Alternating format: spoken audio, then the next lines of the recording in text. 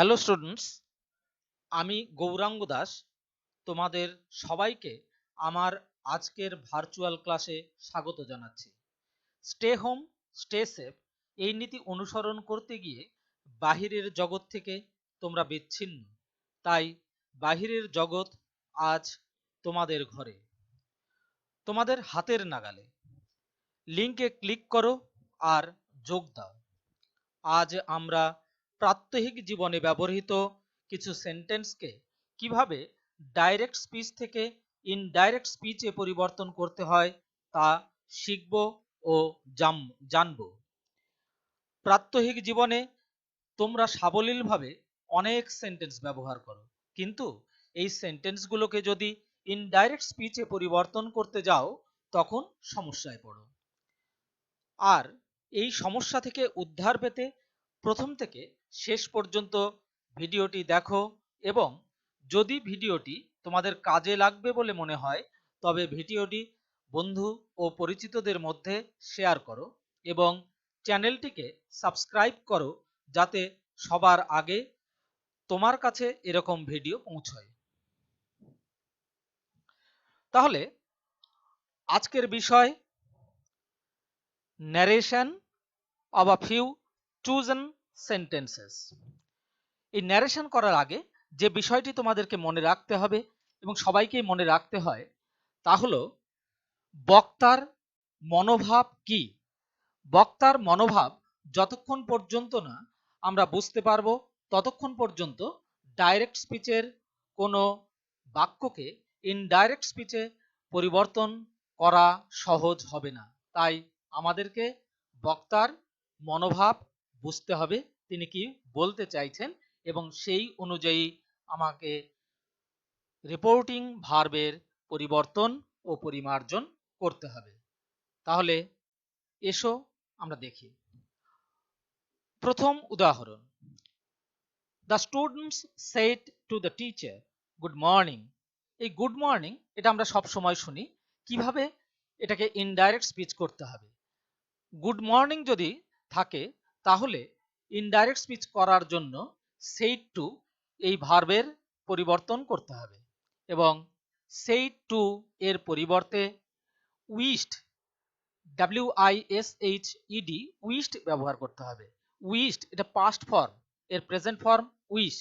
যেহেতু ভার্বটি সেড টুতে আছে তাই উইশড ব্যবহার করতে হবে। আর যদি শেষ থাকে তাহলে উইশ এর সঙ্গে ইএস যোগ করে উইশেস লিখতে হবে। আবার দেখো, আমরা শুধু গুড মর্নিং জানাই না, আমরা গুড নাইটও জানাই। এই গুড নাইট জানানোর ক্ষেত্রে আমাদেরকে মনে রাখতে হবে যে এখানে কিন্তু আমরা রিপোর্টিং ভার্বের পরিবর্তন করব, কিন্তু এই পরিবর্তন গুড মর্নিং এর মতন ভার্বের হবে না। এখানে উইশড না বসিয়ে আমাদেরকে বেড বসাতে হবে। মনে রাখবে BADE এটি পাস্ট টেন্স, এর present tense bid. The students said to the teacher good night. The students bade the teacher good night. পরের সেন্টেন্সটি দেখো, Rita said goodbye my friends. এই গুড নাইট এবং গুড বাই এটা যখন আমরা আমাদের বন্ধু বান্ধব বা পরিচিত কাউকে জানাই তখন সেইড ভার্বের পরিবর্তন করে বেড বসাতে হয়। তাই উত্তরটি হচ্ছে Rita bade her friends goodbye. Bikash said hello, hello Subhash, where are you going. দেখো HELLO এটাও থাকতে পারে, আবার HALLO এটাও থাকতে পারে। এখানে কি করা হচ্ছে, হ্যালো শব্দটির মধ্য দিয়ে কাউকে অভিবাদন জানানো হচ্ছে অথবা সম্বোধন করানো হচ্ছে। আমরা এই হ্যালো শব্দটার উপস্থিতির উপর ভিত্তি করেই আমরা ন্যারেশনটিকে ডাইরেক্ট থেকে ইনডাইরেক্ট ন্যারেশনে পরিবর্তন করব।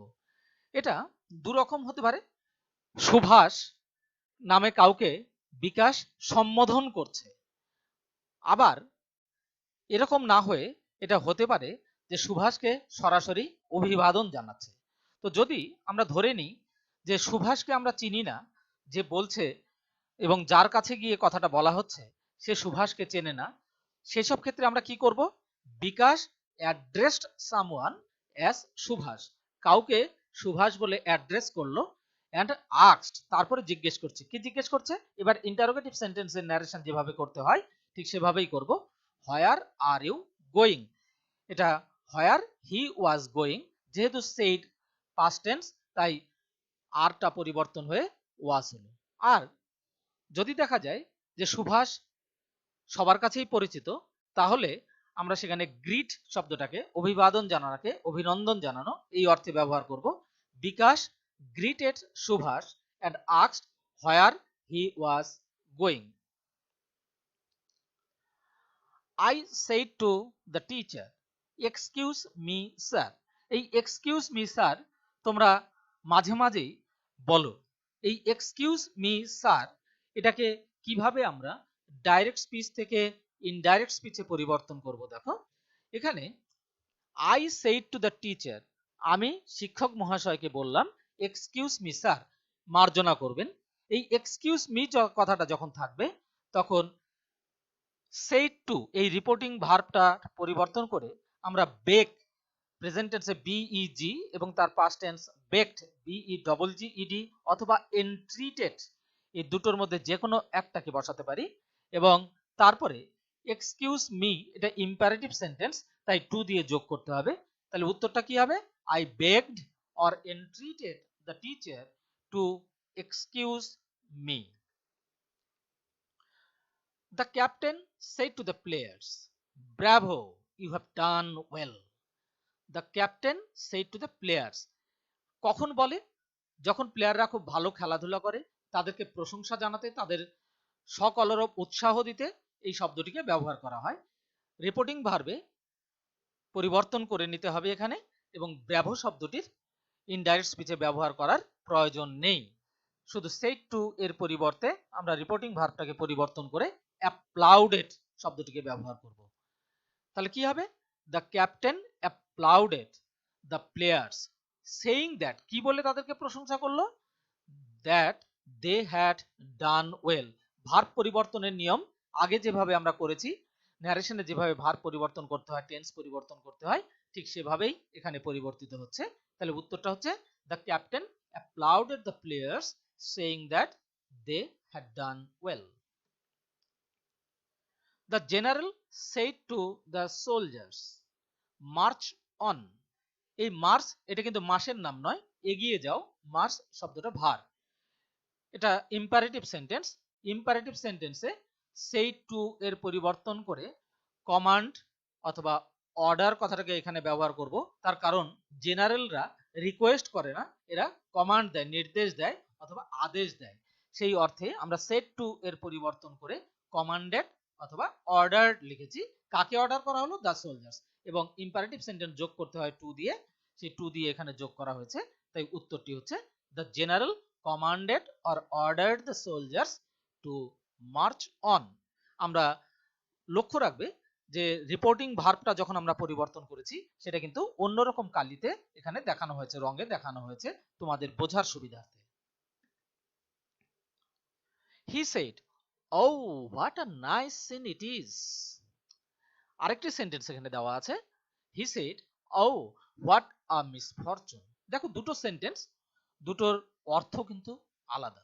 শুরুতেই আমি বলেছি যে ইনডাইরেক্ট স্পিচ করার জন্য আমরা আগে বক্তার উদ্দেশ্য বুঝব।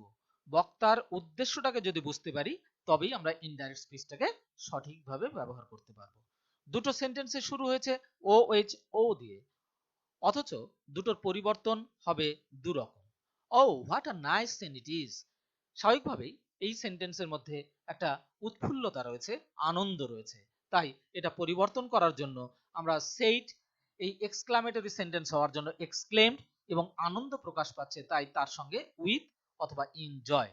তাহলে রিপোর্টিং ভার্ব কি হলো? He exclaimed with or enjoy that it was a very nice scene. What, এই হোয়াট থাকার কথার জন্য আমরা ভেরি শব্দটাকে ব্যবহার করেছি। আর টেন্সের পরিবর্তন আগের মতোই। অন্যদিকে দেখো, he said what a misfortune. যখন আমরা বলি দুর্ভাগ্য তখন তার মধ্যে কিন্তু আনন্দ থাকে না, তাই এক্ষেত্রে আমরা উইথ জয় অথবা ইন জয় এটাকে তুলে দিয়েছি। দিয়ে কি লিখেছি, he exclaimed that it was a great misfortune. এখানেও ওই হোয়াট পরিবর্তন করে গ্রেট শব্দটিকে ব্যবহার করা হয়েছে।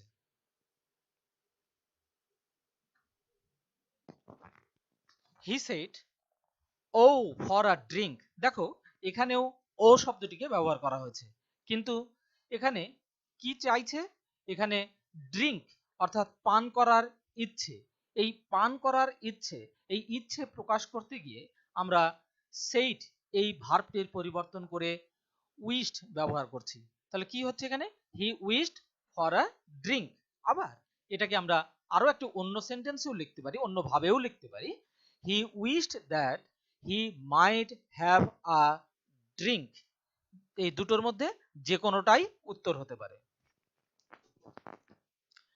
The little boy said, if I were a bird, I could fly to you. আমরা ছোটবেলা থেকেই কবিতায় শুনেছি ছোটদের এক আশ্চর্য ধরনের ইচ্ছে থাকে, আমার যদি পাখা থাকতো, পাখনা থাকতো।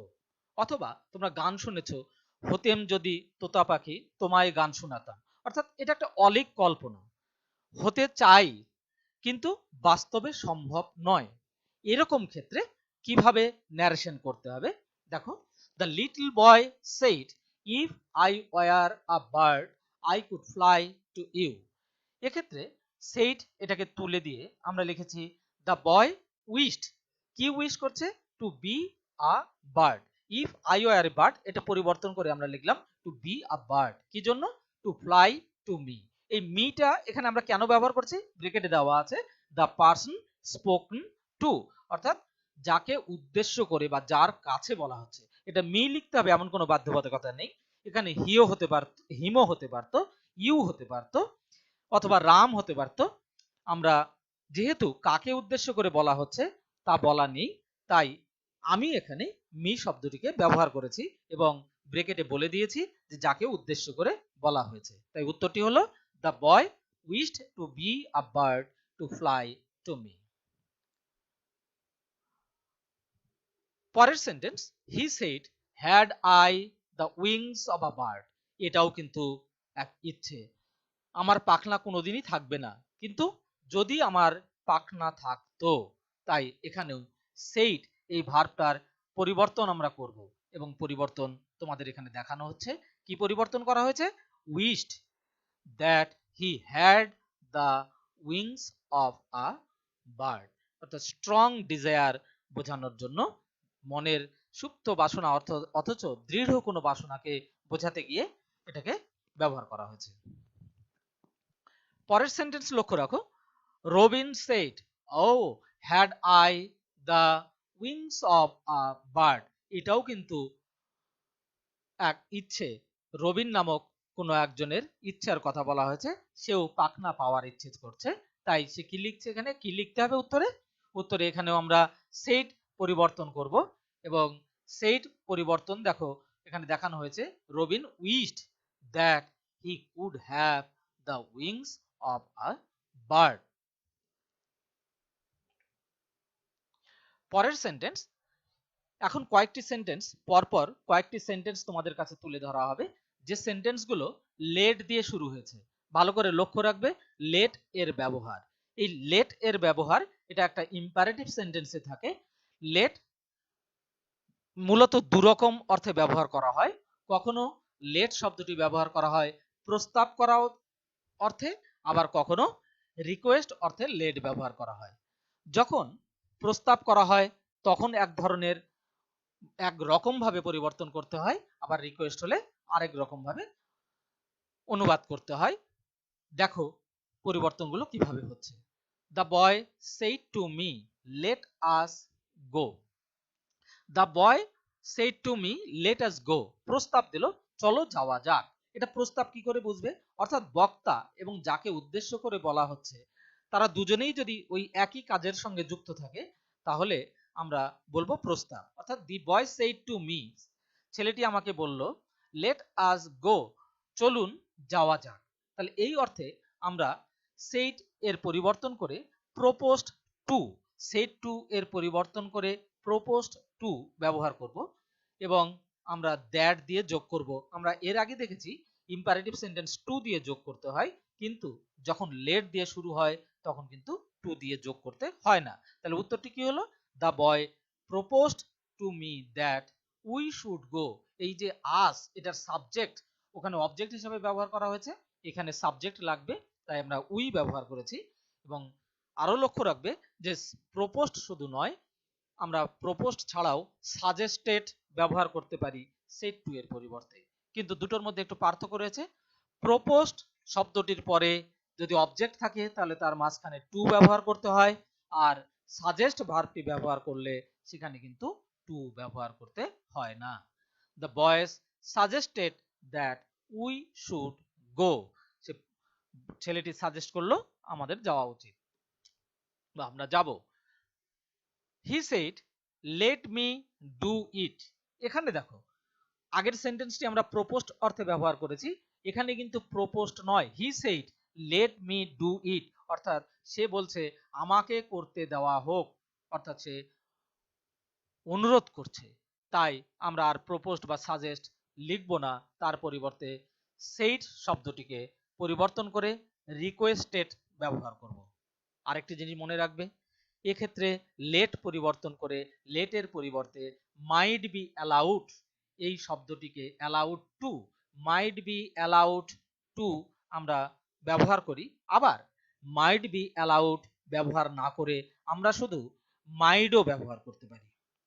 এক্ষুনি এর পরের সেন্টেন্সগুলোতেই তোমাদেরকে দেখানো হবে মাইট বি অ্যালাউড না ব্যবহার করে মাইট ব্যবহার করা হয়েছে। লক্ষ্য রাখো পরের সেন্টেন্সগুলোতে। He said well let me do it. দেখো এখানে একটা বাড়তি শব্দ যোগ হলো, ওয়েল, আমাকে এটা করতে দেওয়া হোক। কি বলছে? হি said well let me do it. He said that he might do it. আমরা কিন্তু এখানে মাইট বি অ্যালাউড লিখলাম না। লিখলে কি খুব ভুল হতো? না, লিখলে ভুলও হতো না, কিন্তু না লিখলেও এটা থেকেও আমরা উত্তর করতে পারবো। এবং তারপরের উত্তরটি দেখো, এই ওয়েল কথাটাকে আমরা এমফেসিস দিয়েছি, অর্থাৎ অ্যাসিওর করছে আমাকে, যেন সে নিশ্চিত করে বলতে চাইছে। হি অ্যাসিওরড মি অর আস, যাকে উদ্দেশ্য করে বলা হয়েছে, দ্যাট হি কুড ডু ইট। একটু জোর দিয়েই সে বলেছে সে এটা করতে পারবে। ওয়েল লেট মি ডু ইট, ঠিক আছে ঠিক আছে, আমাকে এটা করতে দাও। এই অর্থ প্রকাশ করতে গিয়ে আমরা দ্বিতীয় সেন্টেন্সটিকে লিখেছি he assured me or us that he could do it. এবার দেখো he said well well let me do it. এখানে আবার ওয়েল শব্দটা দুটো অর্থে ব্যবহার করা হয়েছে। বলতে পারবে কেন, কি ধরনের মনোভাব এখানে প্রকাশ পেয়েছে? আমরা কখন এই কথা প্রকাশ করি? এই ওয়েল ওয়েল এই শব্দ, ঠিক আছে ঠিক আছে, এই শব্দটা দিয়ে বক্তার মনোভাব প্রকাশ পেয়েছে এরকম যে তিনি কিছুটা অধৈর্য হয়ে পড়েছেন। এই অধৈর্যতা প্রকাশ করতে গিয়ে যে শব্দটিকে আমরা এখানে ব্যবহার করব সেটা হচ্ছে অধৈর্য শব্দের অর্থ আমরা এখানে ব্যবহার করব অধৈর্য প্রকাশ করার জন্য। দ্য হি অর্থাৎ বক্তা, হি ইমপেশেন্টলি সেড, অধৈর্য হয়ে বলল যে, হি উড ডু ইট অথবা হি মাইট ডু ইট। এই অধৈর্য প্রকাশ করতে গিয়ে এই ধরনের সেন্টেন্সগুলোকে আমরা এইভাবে পরিবর্তন করব। হি said well well let me do it. He impatiently said that he would do it অথবা he impatiently said that he might do it। আবার এটা যদি আমরা might be allowed এই কথাটা লিখতাম তাহলেও কিন্তু উত্তরটা হতে পারতো he impatiently said that he might be allowed to do it। এবার দেখো he says to me I am happy here। Reporting verb present টেন্সে আছে এবং রিপোর্টেড স্পিচ প্রেজেন্ট টেন্সে আছে। এরকম ক্ষেত্রে আমি আগেই বলেছি নিয়মগুলো দেখে নিতে, সেখানে তোমরা দেখেছো কোথায় পয়েন্টারের পরিবর্তন হয়। হিয়ার, এখানে পয়েন্টার্স, হিয়ারের পরিবর্তন এখানে আমরা করব না। আমরা জানি হেয়ারের পরিবর্তে ডাইরেক্ট স্পিচে যদি হেয়ার থাকে ইনডাইরেক্ট স্পিচে দেয়ার লিখতে হয়, কিন্তু he says to me I am happy here এই সেন্টেন্সে আমরা কিন্তু হিয়ার এর পরিবর্তন করব না, সেজ টু এর পরিবর্তন করব। আমরা জানি অ্যাসার্টিভ সেন্টেন্সে সেজ টু এর পরিবর্তে টেলস বসাতে হয়, তাহলে হি টেলস মি এবং অ্যাসার্টিভ সেন্টেন্স যোগ করতে হয় দ্যাট দিয়ে, হি ইজ হ্যাপি হিয়ার। অর্থাৎ পয়েন্টারের পরিবর্তন হয় যদি রিপোর্টিং ভার্ব পাস্ট টেন্সে থাকে, সেক্ষেত্রে রিপোর্টিং ভার্ব প্রেজেন্ট টেন্সে বা ফিউচার টেন্সে থাকলে পয়েন্টারের পরিবর্তন হয় না, টেন্সের পরিবর্তন হয় না। তাই উত্তরটি he tells me that he is happy here. He said to me Rabindranath was born here. এবং আরো একটি সেন্টেন্স দেখো, he said to me Rabindranath was born here. আমরা যদি দুবার সেন্টেন্সটা লিখি, আমি এখানে একবারই লিখেছি, দুটো সেন্টেন্স দুরকম ধারণা। অর্থাৎ এখানে বক্তাকে হি, এই হি এবং শ্রোতাকে মি, পরে এই বাক্যটাকে রিপোর্ট করবে কে? মি, অর্থাৎ আমি রিপোর্ট করব। তাহলে আমি যদি রিপোর্ট করি কোথায়? আমি জোড়াসাঁকোতে, আমরা জানি রবীন্দ্রনাথের জন্ম জোড়াসাঁকোতে, এই জোড়াসাঁকোতে থেকে যদি আমি এই বাক্যটিকে রিপোর্ট করি, তাহলে সেক্ষেত্রে হিয়ার শব্দটির পরিবর্তন হবে না, হিয়ার শব্দটি হিয়ারই থাকবে।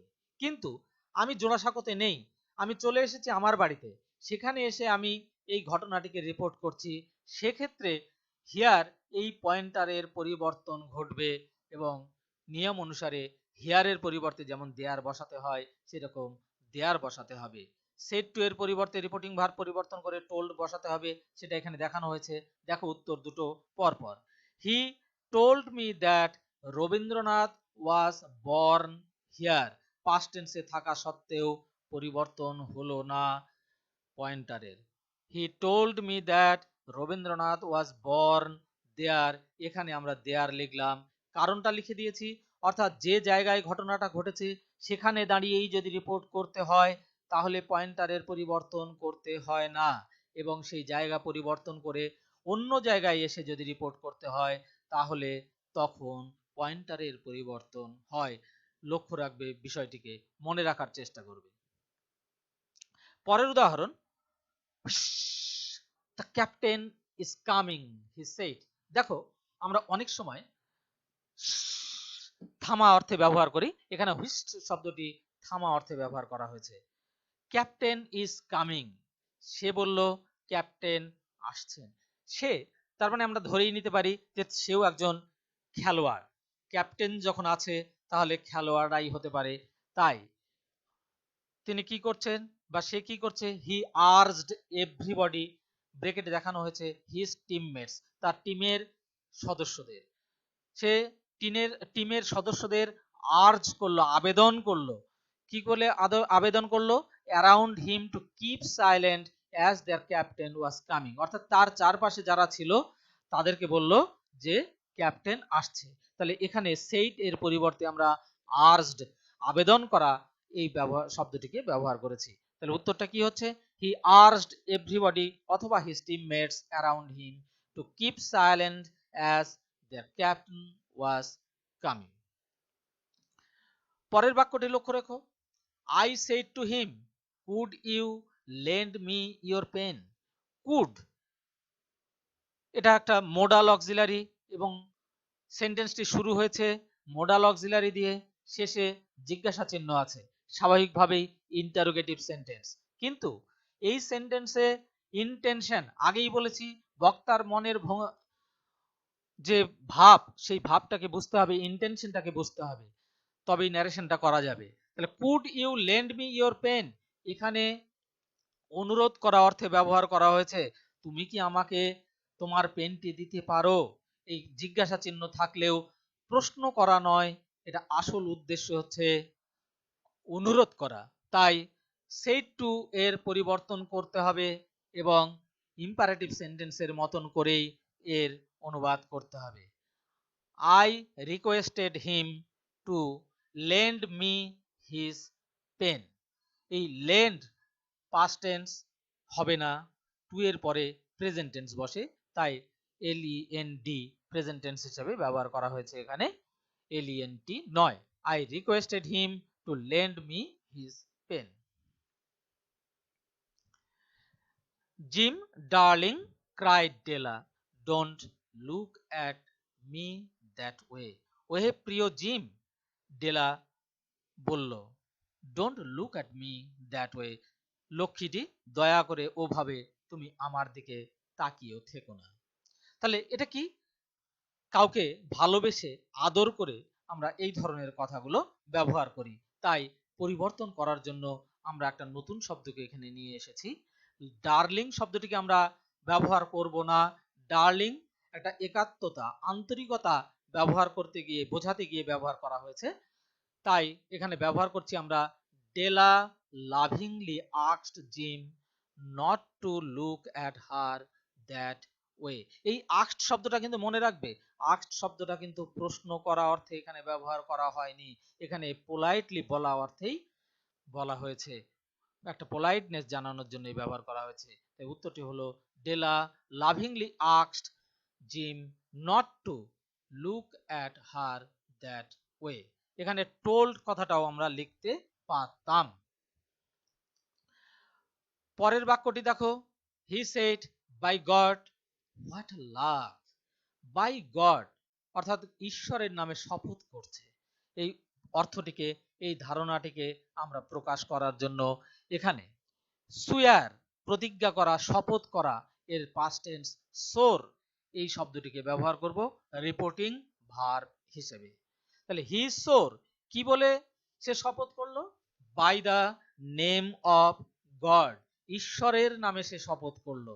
তাই আমরা লিখছি সেইড এর পরিবর্তে he swore by the name of God and exclaimed that it was a great luck. What শব্দটা আছে এবং এক্সক্লামেটরি সেন্টেন্স দেওয়া আছে, তাই এই হোয়াট এটাকে ব্যাখ্যা করতে গিয়ে আমরা, এই ধারণাটাকে ব্যাখ্যা করতে গিয়ে আমরা গ্রেট শব্দটাকে ব্যবহার করেছি এবং দ্যাট দিয়ে রিপোর্টিং ভার্ব এবং রিপোর্টেড স্পিচ যোগ করেছি। পরের সেন্টেন্সটি লক্ষ্য রাখো, একই রকমের সেন্টেন্স প্রায়। she said by Job, what a good news. Job, job শব্দটি জানো কোথা থেকে এসেছে? রোমান মিথোলজিতে জোব শব্দটি এসেছে রোমান মিথোলজিতে জুপিটার থেকে, god of the gods, Jupiter. তাহলে জোব সেই জুপিটারের নামে শপথ করে বলছে, সেই জন্যই আমরা লিখেছি she swore by the name of Job। তারপরে কি বললো? হোয়াট আ গুড নিউজ, তার মানে নিউজটা খুব ভালো। and said that it was a very good news। তাহলে she swore by the name of Job and said that it was a very good news।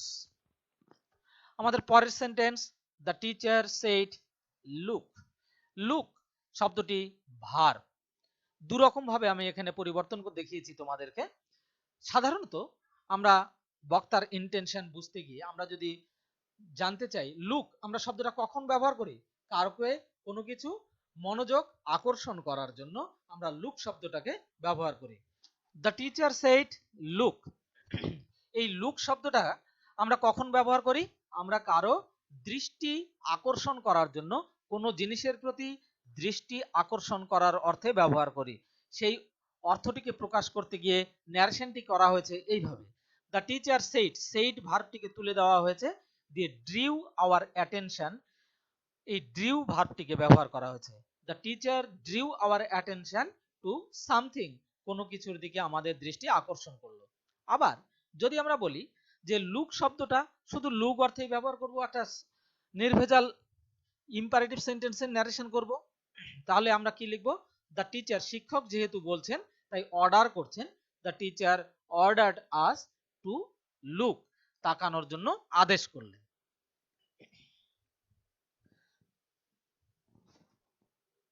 He said, poor fellow, how changed you are।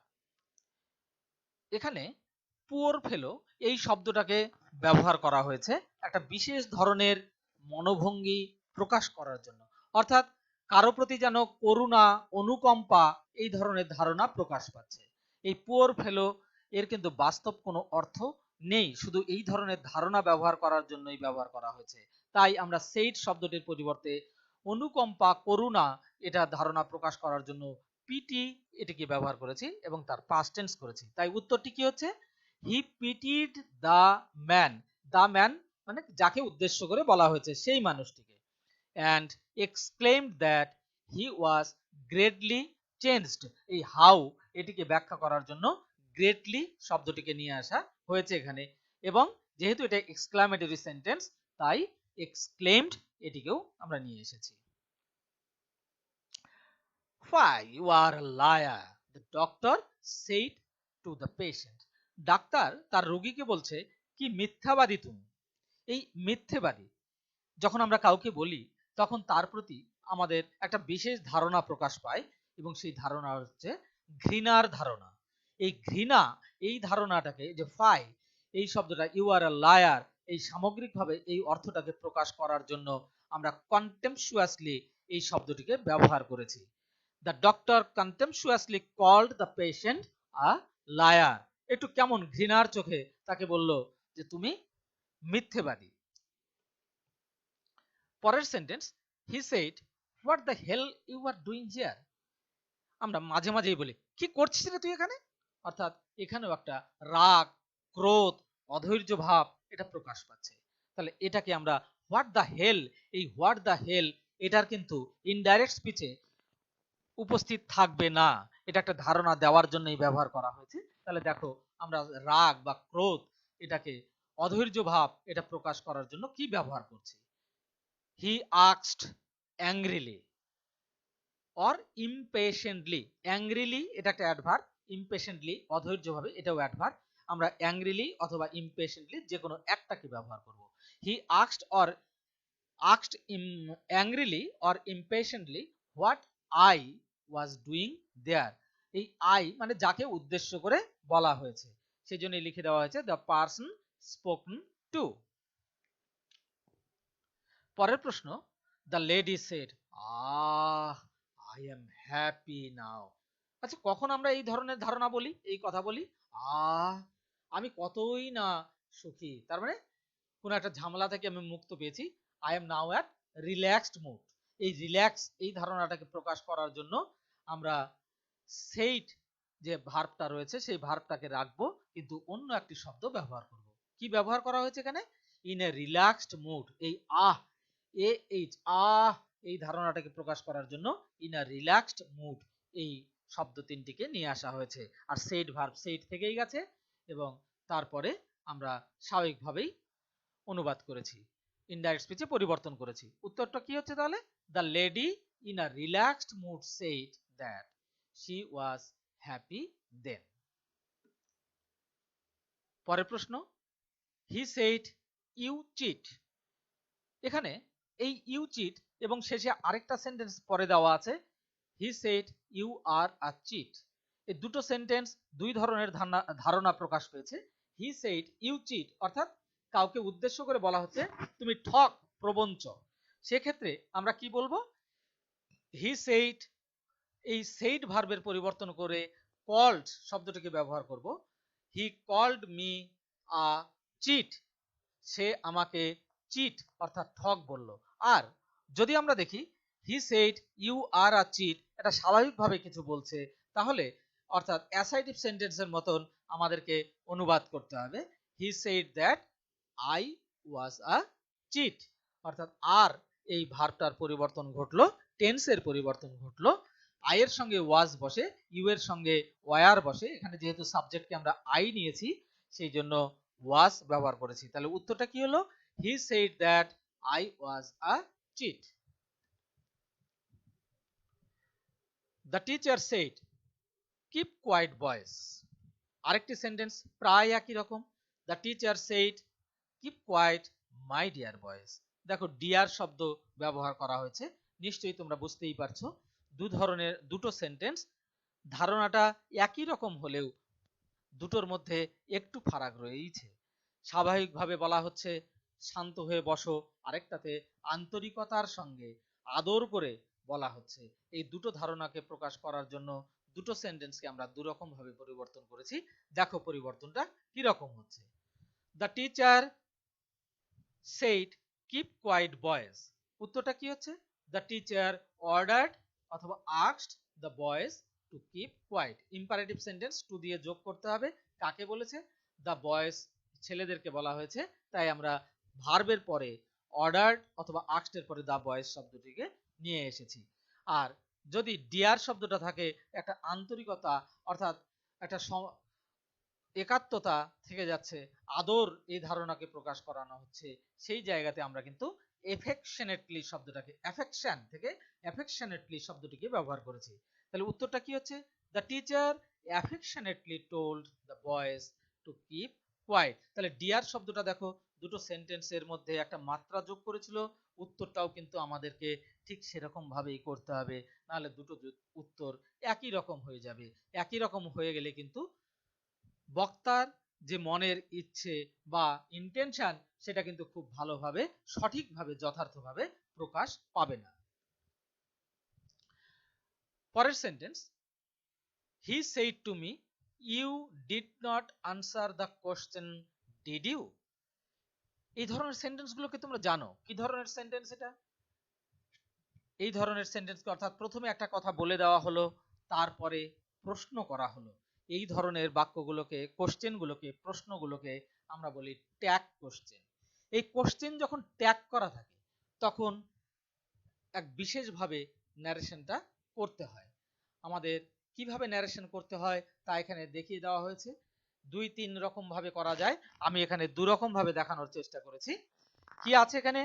He said to me, you did not answer the question, did you? He asked me if I had answered the questions and assumed, ASSUMED, assumed মানে ধরে নেওয়া, মনে করা, that I had not। মানে কি? You did not answer the question, তুমি তো প্রশ্নটির উত্তর দাওনি। Did you? দিয়েছিলে কি? তার মানে বক্তা বলতে চাইছেন, ধরেই নিচ্ছেন যে যাকে উদ্দেশ্য করে বলা হচ্ছে সে উত্তরটি দেয়নি। এই ধারণাটাকে প্রকাশ করার জন্যই আমরা অ্যাজিউম শব্দটাকে ব্যবহার করেছি। এটাকে আমরা অন্যভাবেও বলতে পারি, তোমাদের কাছে যেটা সোজা মনে হবে সেটাকেই তোমরা ব্যবহার করবে। এখানে লেখক বক্তা কি চাইছে? বক্তা চাইছে একটা নেগেটিভ উত্তর, অর্থাৎ উত্তর দেয়নি, প্রশ্নটির কোনো উত্তর করা হয়নি, একটা নেগেটিভ ধারণা প্রকাশ করতে চাইছে। সেই জন্যই আমরা এক্সপেক্টিং, ওখানে অ্যাজিউমড লিখেছিলাম, এখানে শুরুতেই লিখছি এক্সপেক্টিং আ নেগেটিভ আনসার, অর্থাৎ একটা নাবাচক উত্তর আশা করে সে জিজ্ঞেস করছে, হি asked me if I had answered the questions. এই দুটোর মধ্যে যে কোনোটিকে, যেটি তোমাদের কাছে সোজা বলে মনে হবে সেটিকেই তোমরা ব্যবহার করতে পারো। আরো একটি ট্যাগ কোশ্চেন এখানে দেওয়া আছে, দেখো, he said to me you answered the question didn't you. অর্থাৎ স্টেটমেন্টটি যদি দুটো বাক্য ভালো করে লক্ষ্য রাখো, আগের সেন্টেন্স এবং এই সেন্টেন্সে, ওখানে ছিল you did not answer the question, এখানে আছে ইউ আনসার্ড দ্য কোশ্চেনস। ওখানে ছিল ডিড ইউ, এখানে আছে ডিডন্ট ইউ। অর্থাৎ সেন্টেন্সটি স্টেটমেন্টে যদি অ্যাসার্টিভে হয় প্রশ্নটি হবে নেগেটিভে, আর প্রশ্নটি যদি হয় স্টেটমেন্টে যদি হয় নেগেটিভে তাহলে প্রশ্নটিকে করতে হবে অ্যাসার্টিভে। এবং দুক্ষেত্রেই মনে রাখবে প্রথমটাই গুরুত্ব পাবে, গুরুত্ব কিন্তু সেই কোশ্চেনের মধ্যে নেই। দ্বিতীয় অংশটি অর্থাৎ ডিড নট ইউ অথবা ডিড ইউ এর গুরুত্ব ততটা নেই যতটা গুরুত্ব রয়েছে ইউ আনসার্ড দ্য কোশ্চেন অথবা you did not answer the question এর মধ্যে। তাহলে উত্তরটা এখানে কি হবে? এখানে কি ধরনের উত্তর আশা করছে? এখানে হ্যাঁবাচক উত্তর আশা করছে, তাই he asked me if I had answered the question and assumed that I had. আর দ্বিতীয় উত্তরটা কি? এক্সপেক্টিং অ্যান অ্যাফার্মেটিভ আনসার, অর্থাৎ এখানে আমি হ্যাঁবাচক, বক্তা এখানে হ্যাঁবাচক উত্তরটাকে কামনা করছে, তাই এক্সপেক্টিং অ্যান অ্যাফার্মেটিভ আনসার, ওখানে নেগেটিভ লিখেছিলাম এখানে অ্যাফার্মেটিভ লিখেছি। হি asked me if I had answered the question. এবং দুক্ষেত্রেই মনে রাখবে এখানে কিন্তু অ্যাসার্টিভ সেন্টেন্সে অনুবাদ, অ্যাফার্মেটিভ সেন্টেন্সে অনুবাদ করা হয়েছে দুক্ষেত্রেই। অর্থাৎ if I had answered the question, যখন প্রশ্নটির মধ্যে নাবাচক আছে তখনও ব্যবহার করছি, হাবাচক আছে সেক্ষেত্রেও আমরা একইভাবে ব্যবহার করছি। ধারণাটা শুধু অ্যাজিউমড এর পরে আমরা লিখছি, অথবা expecting an affirmative answer or negative answer এর মধ্যে দিয়েই প্রকাশ পাচ্ছে। পরের প্রশ্ন, the master said to his servant, did you know the secret? উত্তর, yes said the servant। Master তার সার্ভেন্টকে জিজ্ঞেস করলো, তুমি কি do you know the secret? Servant বলছে ইয়েস। এক্ষেত্রে আমরা কি করব? প্রথমে জিজ্ঞেস করেছিল, স্বাভাবিকভাবেই সেড টু এর পরিবর্তে আমরা আস্কড ব্যবহার করব। The master asked his servant if he knew the secret. এটুকুর মধ্যে কোনো পরিবর্তন নেই, কিন্তু একই সঙ্গে দেওয়া আছে এখানে পাশাপাশি ইয়েস সেড দ্য সার্ভেন্ট। আমরা আগে যেভাবে ব্যবহার করতাম ঠিক সেভাবে এখানে ব্যবহার করব না। কি বলবো? আমরা আগে ব্যবহার করা হতো he replied in the affirmative. এই he replied in the affirmative এটা শুনতে ভালো লাগে না, তাই এটাকে এখন পরিবর্তন করার টেন্ডেন্সি চলে এসেছে। তাই আমরা সেই শব্দটিকে ব্যবহার না করে কি বলতে চাইছে সেটিকেই আমরা সরাসরি লিখেছি, the servant replied that he knew, অর্থাৎ he knew the secret. Yes এর দ্বারা কি প্রকাশ পেয়েছে? তুমি কি জানো? হ্যাঁ, হ্যাঁ মানে হ্যাঁ আমি জানি, সেই অর্থে রিপ্লাইড দ্যাট হি নিউ। পরের প্রশ্নটি দেখো, the servant said to his master, shall I disclose it now? আমি কি তাহলে এটা বলবো? No said the master. Master বললেন, তার প্রভু বললেন, মনিব বললেন, না বলতে হবে না। তাহলে জিজ্ঞেস করা অর্থে the servant asked his master if he would disclose it then. এটা কি সে প্রকাশ করবে? নাও থাকার জন্য দেন হয়েছে। এবার মাস্টার কি বলছে? The master then said that he won't, অর্থাৎ তার দরকার নেই। এখানে কিন্তু আমরা লিখলাম না রিপ্লাইড ইন দ্য নেগেটিভ। মনে রাখবে, replied in the affirmative or replied in the negative এগুলো বর্তমানে আর চলছে না। সময়ের সঙ্গে তাল মিলিয়ে আমাদেরকেও চলতে হবে। পরের প্রশ্ন, the president said to Souvik congratulations. খুব প্রচলিত শব্দ, একটা মাত্র শব্দ এখানে রয়েছে এবং সেটিও কিন্তু ভার্ব নয়, নাউন। তাহলে এখানে কি করা হলো? এই কনগ্রাচুলেশনস শব্দটাকে আমরা ভার্ব হিসাবে পরিবর্তন করলাম, অর্থাৎ কি করলো? কনগ্রাচুলেট করলো। দেখো, কনগ্রাচুলেশনস তুলে দিয়ে সেইড এটাকেও আমরা তুলে দিলাম, সরাসরি লিখলাম the president congratulated Souvik. President সৌভিককে কনগ্রাচুলেট জানালো, এতেই কিন্তু উত্তরটি হয়ে গেল। পরের sentence, the president said to Souvik thank you। President, এখানে দেখো থ্যাংক ইউ, এই থ্যাংক শব্দটা ভার্ব, আমরা এই ভার্বটাকে সামনে নিয়ে চলে এলাম এবং লিখলাম দ্য প্রেসিডেন্ট থ্যাঙ্কড সৌভিক। অর্থাৎ যখন কনগ্রাচুলেশন জানানো হচ্ছে, কাউকে থ্যাংক জানানো হচ্ছে, তখন ওই ভার্বটিকে অর্থাৎ কনগ্রাচুলেশন থেকে ভার্ব এবং থ্যাংক এই ভার্বটিকে আমরা সেইড এর পরিবর্তন করে রিপোর্টিং ভার্বের মধ্যেই লিখে দেব, তাহলেই উত্তরটি হবে the president thanked Souvik and I also thank you for watching this video. Stay home, stay safe, read your books attentively. Okay, thank you.